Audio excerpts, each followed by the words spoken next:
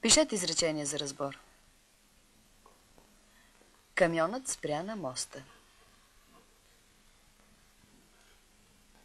Камионът спря на моста.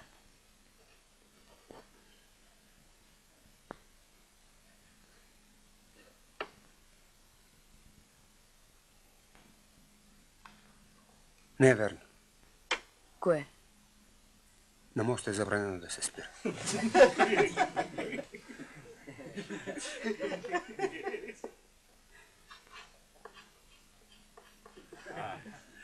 Така може.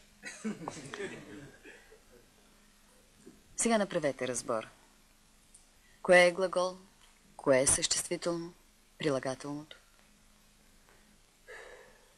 В това изречение кое е съществителното? Не го обърквай, бе.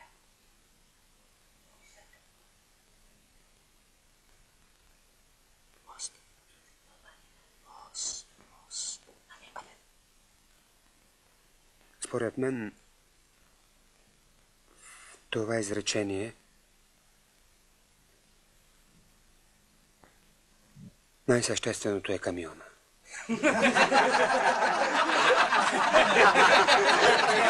Защо не учите системно, Влъчков? Как да уча по-системно, другарко? Като вчера имах дълъг път. И този урок съм го почнал в Радомир, чел съм го в София и съм го довършил в Ихтиман.